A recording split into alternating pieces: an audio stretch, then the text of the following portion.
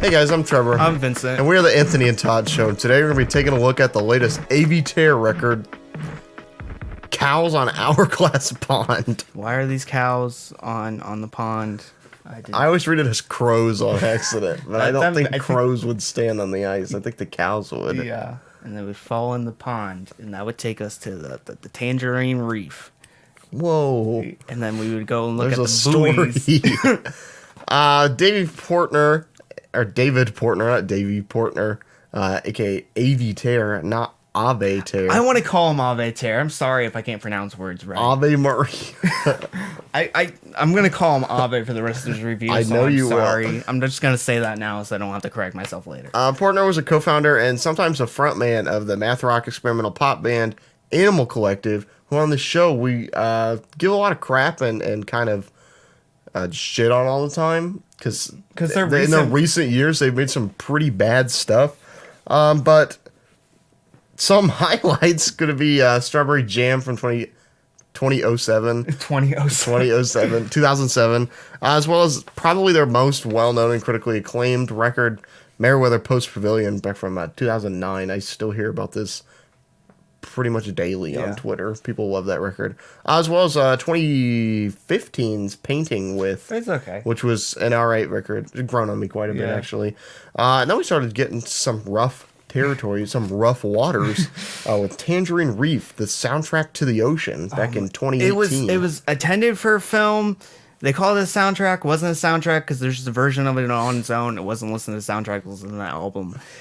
It's shitty music made in wet reverb spaces that no effort was put into, no production was put into. It was just Avey Tare going, I have to get a haircut. And then we moved on to Panda Bear's solo project from earlier this year, Buoys, which I think that Panda Bear looked at his pastel dolphin mouse pad and decided that he needed to make a Lisa Frank looking album. Yeah, he even made a wetter album than Tangerine Reef, which honestly wasn't as bad as Tangerine Reef, and in a way it gave me a little bit of hope that Animal Collective might come back. I didn't particularly care for the record, but I definitely saw that it was a vast improvement over anything that they made. And it was weird that like Panda Bear wasn't even a part of Animal Collective for Tangerine Reef, but he made his own underwater album. So here we are after two. Maybe they split from creative differences. Obviously, there was a right side to that and a wrong side. He wanted to be on the buoy. They wanted to be. He was afraid to go swimming in the coral reef. Sometimes I think about like buoys, like the album Buoys, and it makes me like feel physically uncomfortable. It made me feel nauseous. I got too much purple snow cone. The like 90s era like dolphins and weird like rainbow effects and bad 3D models kind of like it weirds me out a little bit. So here we are after those two underwater releases. We got a release back on the water. We got a release called Cows on Hourglass Pond. So here's my assumption saying, oh, this is just gonna be another underwater release for some reason. But I heard the first single. I forget which track was the first single, but I don't think I gave it enough time when I first listened to it. Because going over this is not actually bad. It's a vast length from where Animal Collective was in their peak. But this shows me that Avey Tare and the rest of Animal Collective could make good music if they gave it enough effort. We could go back to Merriweather Post Pavilion if enough effort was put into a project. I don't think Tangerine Reef or Buoys got enough good concepts or good time put into them to essentially make it work. Which is weird about this record is that it was recorded between January and March 2018. So last year, which I'm assuming was before either Buoys or Tangerine Reef was recorded. I don't know that for sure. But it was just recorded on a Testcam 48 half-inch reel-to-reel tape machine, just recorded, I think, almost live, or I guess it would have to been. Yeah, which is interesting. Or maybe he's doing like loops on the tape machine, which is interesting. But this thing's like 46 minutes or around the length, 45, I think. And it keeps my attention a decent amount. I like the ideas he's toying with on here. I think the worst part I think is his voice. But other times I think the best part is also his voice. I think when he gets to like cadence lines that he does very melodically, it works. When he tries to sing, it's too slow for a majority of this record. He sings like this, and it's like pitched up ridiculously, and it just doesn't work. But when he does get to those melodic lines, it helps him stay on pace. Or even when he's like doing these weird ad libs, or even playing the kazoo, it works and it shows a character. Comparing like Tangerine Reeve to like a track like Florida Dada, where it's all those like on beat rhymes and on beat like lines, that makes his vocals seem a lot better. So I feel like if he in the future, if he wants to make like solo material, making material where it isn't super slow would help him out a lot. That's probably the worst thing. I think this thing flows really nicely. I like the atmosphere it puts. I think the tracks are really long in doubt. I just like, we don't need 45 minutes of this. I feel like some of these tracks go on for too long. Like, what's the good side?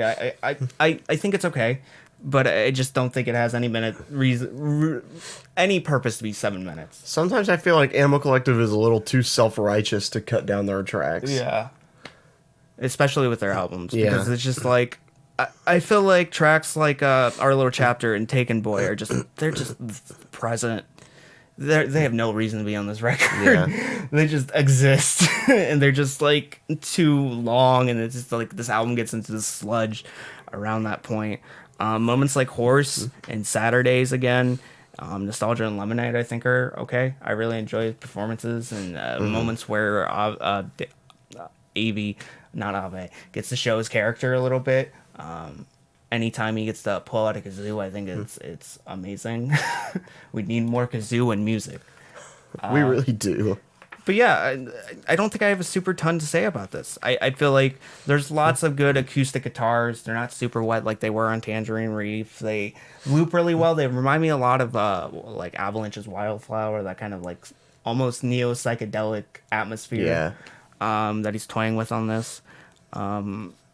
I like how he's able to bring like other forms of percussion in. It seems like a very intimate project, which I can give him credit for, because he does all the production for this. So it seems like it's a very intimate space, and I just wish there was some credit lyricism to back it up, or some more credit character to make it feel like it's more purposeful in that space. But for the most part, comparing it to Tangerine Reef and Buoys, I think he's outshined both those projects by a long margin. It's not good, I would say, but it's getting closer to where it should be. This is a pretty low-key release, so it shouldn't be anything amazing. I just thought it was going to be super bad. Yeah. So it broke my expectations, and I feel like at some point we're going to get a solo project by one of the members of Animal Collective, or just Animal Collective project that will actually Geologists will save us all. that will just meet my expectations.